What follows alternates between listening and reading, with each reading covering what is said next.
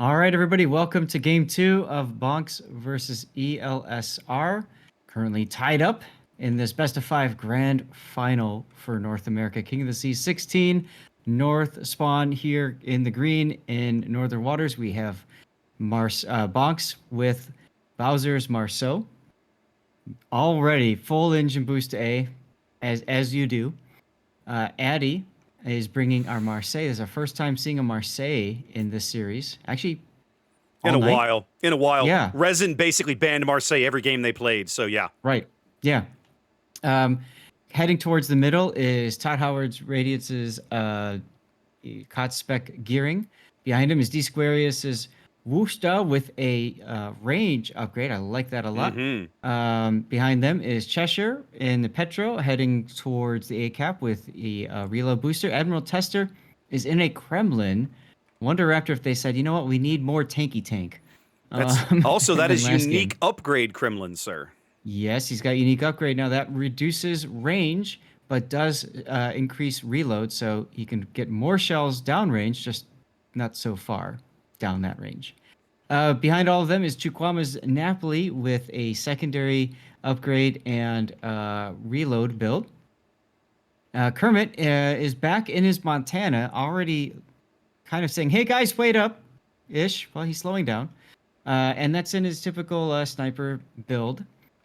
Early radar catching Quincy, south of B in the Z42. This is another one of these scouting your opponent kind of moments, Zath. They knew Quincy. They could see the Z on the opposing lineup and know to look for this, right? And so now they're trying to prevent this, but it's not going to happen. They just, as hard as they tried, it's not going to happen. Yeah, it's you see a Z42, you know it's going to go into that B cap because with that Hydro, you can see that circle of nope, and that's it. Yep. So anyway, that should take care of the lineup. Why don't you tell us about ELSR, sir? Well, we'll start here with the hero of the moment. That's Quincy Z42 here in the B cap, converting it over, running a little bit of Dazzle. You have to wonder if maybe that made a little bit of impact just then. Dazzle gun reload, as you would expect out of a big gun, a nice gun buddy destroyer like that. Way over here on the left flank, Sky Cancer's Grozovoy running, leaning into the guns there. Gun reload in slot 6, Swift in silence and RPF. Backed up by Izumi's Moskva, unique upgrade and top grade gunner. And then just behind them, Apex's Vermont, running, as you like to say, the little quick scope there. Although, that's a full sniper because he's running double artillery plotting. Correct, yeah. He does have the rudder, though. He does have rudder. Okura's Stalingrad setting up here along the 7 line, southeast of the B cap. That is top grade gunner and gun reload. And then a 4-ship deployment over here all the way to the 9-10 line. Ayase's Marceau, having already grabbed that cap, backed up by Harugumo's, Professor Luger's Harugumo in the traditional smoke configuration. Inori's Minotaur, that is, of course, a radar Minotaur, a Manitar. And then 8952's now ubiquitous Bergonia playing the far right flank here for ELSR. Yeah, it looks like they're pretty happy with that little death squad they've put together. The only difference is BONKZ isn't falling for it. They've already kind of said, we're going to go the other way. Nope. Marceau's to the wings. And then basically the big difference here is, of course, Quincy Z42 locking down mid for the moment with his long-duration, long-range German Hydro. Yeah, I want to talk about that Grozovoy decision. So Sky Cancer all the way over on the 1 line. I'm curious as to why build a Grozovoy in this fashion. 1, there's no unique upgrade choice. And 2, Swift and Silence. Because Swift and Silence, it hurts your gun reload. Grozovoy is a gun platform after all. Does have the smoke, and I guess you get the utility with all the consumables that has available to it. But it just feels like kind of like a jack of all trades. Right. I feel like when you take a Grozovoy, that's what you're really after, right? Like in the sense of that utility, that the crazy. Oh man, I was wondering if Dyer was going to get lucky. Zath, look back at Ayase's Marceau. He took at least 1, if not 2, Shimakaze torpedoes. Dyer had vomited those out a minute ago when I glanced at them and thought, I wonder if those are going to land. And now I look back and think, oh yeah, those landed all right. That's right. So BONKZ, I think with a lineup adaptation there, using the Shimakaze to maybe blunt some of that wild ELSR aggression they saw in game 1.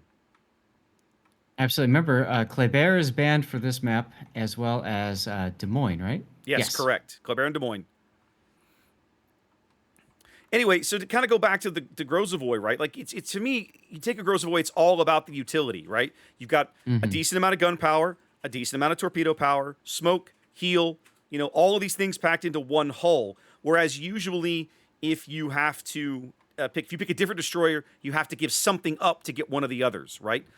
If you want the longevity of a of a daring, for example, you don't really get the smoke utility, as Right. that sort of thing. Right. Well, smokescreen going up from Luger, and basically that tells Dyer exactly where to aim with his torpedoes. Right, but there's I nothing. think they're all going to miss. From Luger. Oh, I see what you're saying. Yeah. Well, the Minotaur's Hydro is up in there. Looks like Dyer's trying to get up here to smoke Kermit. Kermit kind of trolling at about half or quarter speed. Dyer with his speed boost cooking. I think they're going to get up here and lay a smoke screen to try to get Kermit out of there. And it should be relatively successful because all the radar they have is too far astern. Right. Looked like I saw a Vermont shell coming in earlier. Those are Moskva shells? Looks like Moskva. Wouldn't surprise me to see some Vermont shells coming in. Dyer grabbing that smoke, putting Kermit in it, and then swinging it off to Kermit's starboard so that Kermit has a little bit more of a screen to work behind now.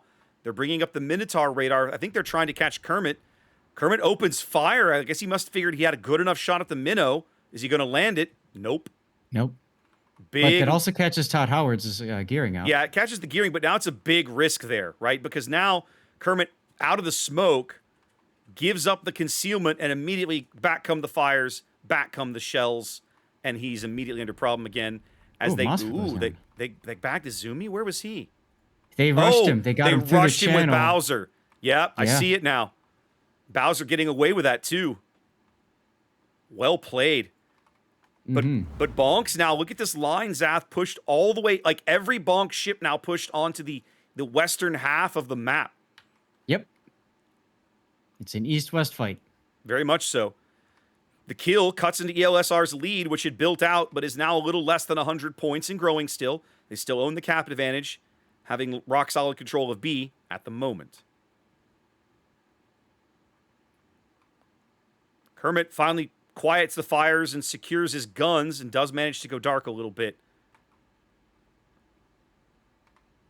Torpedoes going in for Luger. Oh, he finds a nice gap there. Seppuku has another 25 seconds until his heal. So, I like the idea of just sitting there. Let the heal come back. Well, and, smoke expiring. They can now see him. They can see Luger on the surface.